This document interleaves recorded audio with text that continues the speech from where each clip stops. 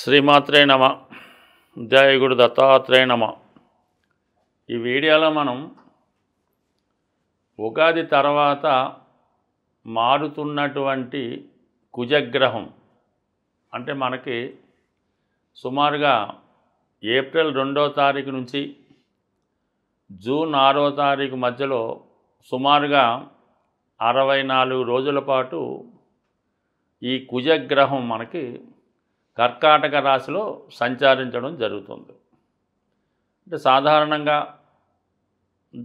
జాతకుడి మీద గోచారరీత్యా ఎక్కువ ప్రభావాన్ని, ఆదాయ వ్యయాల్ని, అలాగే రుణబాధలు, ఆర్థిక సమస్యలు, బంధువులతో విరోధాలు, భార్యాభర్తల మధ్య విభేదాలు, అన్నదమ్ముల మధ్య ప్రాబ్లమ్సు, అలాగే రియల్ ఎస్టేట్లో పెరుగుదల తగ్గుదల, అలాగే వివిధ మార్కెట్లో షేర్ల మీద కూడా ఈ కుజగ్రహ ప్రభావం ఎక్కువగా ఉండడం జరుగుతూ ఉంటుంది.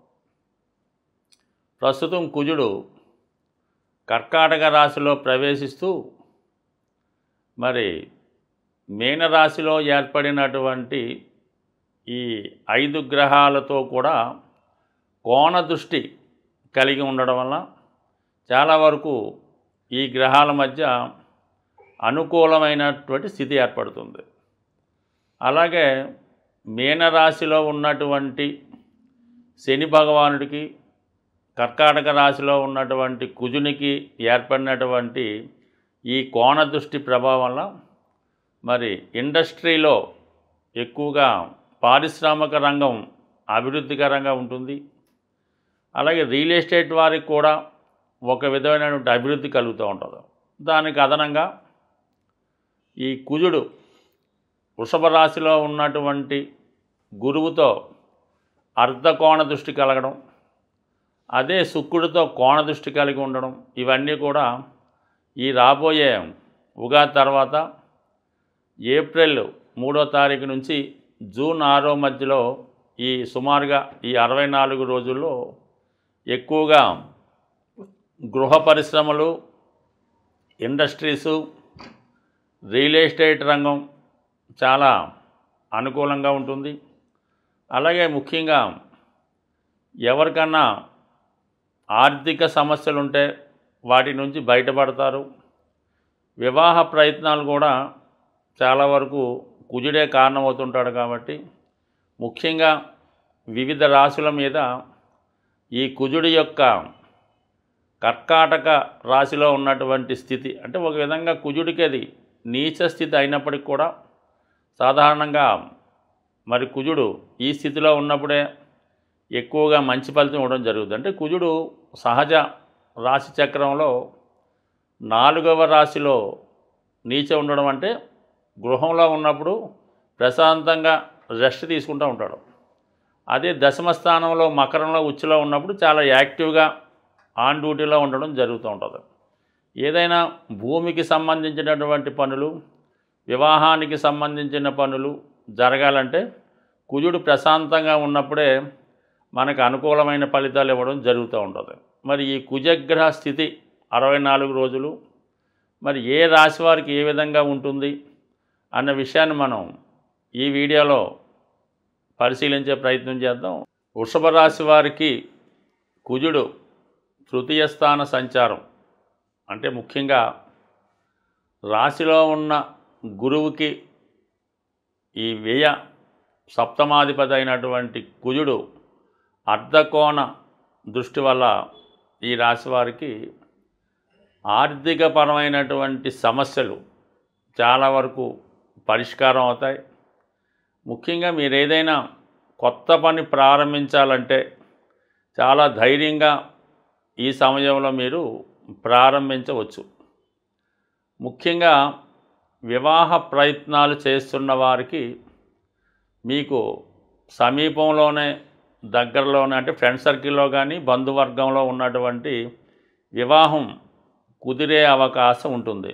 అంటే సుమారుగా మనకి ఇందాక మనం ఏప్రిల్ 2 నుంచి జూన్ 6వ తారీఖు మధ్యలో చాలా వరకు వివాహం నిర్ణయం అవడం, దానికి సంబంధించినటువంటి ఏర్పాట్లు చేసుకోవడానికి వృషభ రాశి వారికి చాలా బాగా కలిసి వచ్చినటువంటిది కుజుడి యొక్క స్థితి. రాశిలో గురువు ఉండడం ఒక అదృష్టం. మరి సప్తమాధిపతి 3లోకి వచ్చి 2 గ్రహాల మధ్య ఏర్పడినటువంటి అర్ధకోణ దృష్టి చాలా వరకు మీకు సక్సెస్ రావడం జరుగుతుంది. అంటే ముఖ్యంగా వివాహ విషయంలో కానీ, కొత్తగా ఏదన్నా వ్యాపారం చేద్దామన్నా, పార్ట్నర్షిప్ వ్యవహారాలు చేసుకుందామన్నా, లేదు ఇంకా మనకి కొత్త వ్యాపారాలు, విడిపోయినటువంటి భార్యాభర్తలు, దూరమైనటువంటి మిత్రులు లాంటి వారు తిరిగి కలుసుకోవడానికి కూడా ఈ గ్రహస్థితి చాలా వరకు చెప్తూ ఉంటుంది. అంటే సప్తమం అన్నది ఏంటంటే మనం ఎవరితో అయితే నిత్యం వ్యాపార వ్యవహారాలు చేస్తుంటామో అది వస్తుంది, భార్య లేదా భర్త వస్తుంది, అలాగే ఎఫైర్స్ అంటే ఏదో ఒక సంబంధాలు ఉంటాయి, స్నేహం అనుకోవచ్చు, ఇంకో సంబంధం అనుకోవచ్చు, ఇవన్నీ కూడా సప్తమ స్థానం చెప్తూ ఉంటాయి. అటువంటి సప్తమ స్థానాధిపతి కుజుడు అనుకూలమైన స్థితిలోకి వస్తూ రాశిలో ఉన్నటువంటి గురువు ఎప్పుడు కూడా ఏంటంటే ఒక భావాన్ని ఎక్స్పెండ్ చేస్తూ ఉంటాడు. ఏదైనా దూరమైన వాళ్ళని కలపడం కానీ, పోగొట్టుకున్నవి తిరిగి సంపాదించడానికి గురుబలం కంపల్సరీగా ఉండాలి. సో ఈ 2 గ్రహాల మధ్య ఏర్పడినటువంటి అర్ధకోణ దృష్టి 100% మీకు వివాహం నిశ్చయం అవుతుంది. దూరమైనటువంటి వారు తిరిగి దగ్గర అవుతారు. ఇంకా మీకు పర్ఫెక్ట్ టైం కావాలంటే గురువు ఉన్న డిగ్రీలోకి నెమ్మదిగా ఇప్పుడే అంటే మనకి ఏప్రిల్ 3వ తారీఖునే ప్రవేశించినటువంటి కుజ భగవానుడు నెమ్మదిగా మరి ముందుకెళ్ళినప్పుడు, గురువు ఉన్నటువంటి డిగ్రీలకు దగ్గరగా వచ్చినప్పుడు మీరు అనుకున్న పనులు ఇంకా గట్టిగా నెరవేరుతాయి.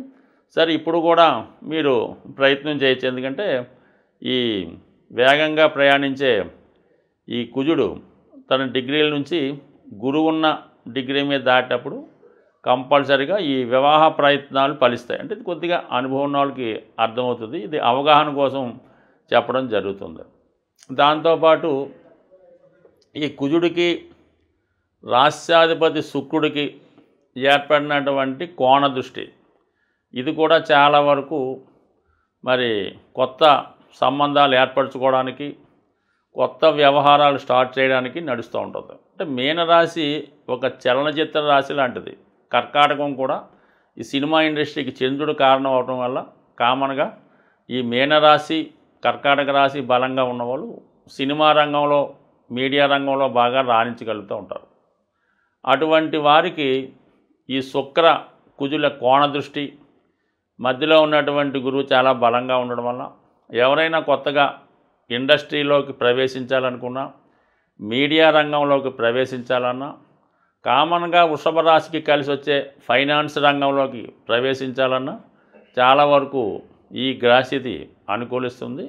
ఇక రాహు సంబంధం కుజుడికి ఏర్పడడం వల్ల చాలా వరకు ఈ సాఫ్ట్వేర్ రంగం అనేది కామన్ కాబట్టి మొత్తం మీద ఏదైనా ఈ వృషభ రాశి వారికి రాబోయే సుమారు 2 నెలల్లో జీవితంలో సెటిల్మెంట్ రావడానికి ఈ పంచగ్రహ కూటమైతేనే, కుజగ్రహ స్థితి అయితేనే, గురువు వీళ్ళంతా కూడా సహకరిస్తున్నాడు.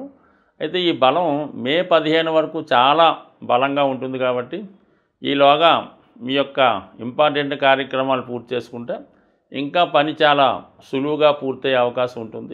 ఏదైనా కుజగ్రహం జాతకులకి అనుకూలంగా ఉండాలంటే జాతకుడు సరైనటువంటి వాస్తు సంబంధించిన గృహంలో నివసించవలసి ఉంటుంది.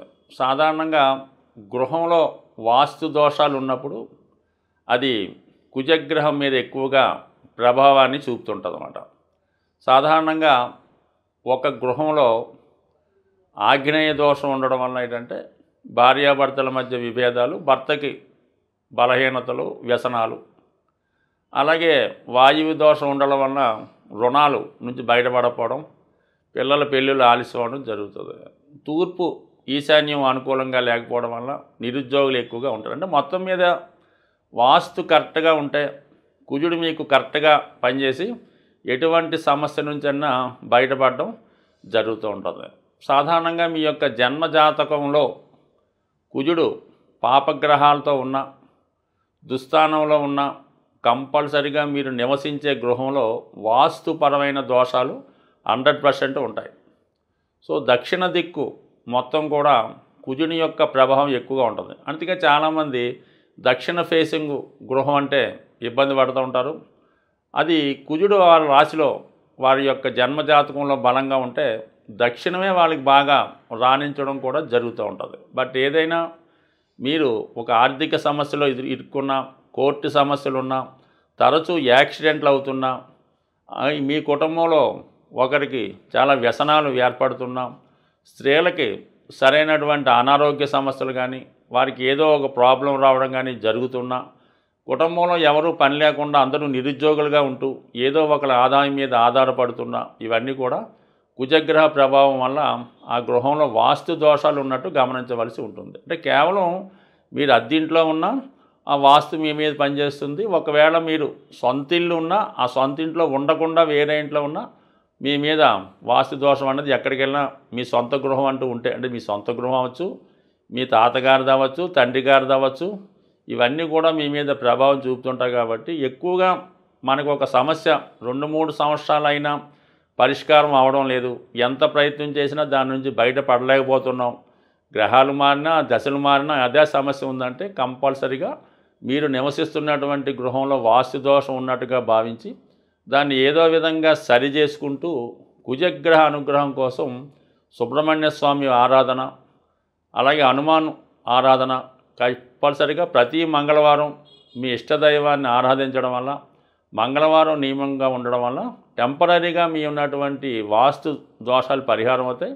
అలాగే ఈ రుణ సమస్యలు, భార్యాభర్తల మధ్య విభేదాలు, నిరుద్యోగ సమస్యలు కూడా చాలా వరకు ఈ సుబ్రహ్మణ్య స్వామిని కానీ హనుమాన్ కానీ ఆరాధించడం వల్ల పరిహారం అవుతాయి.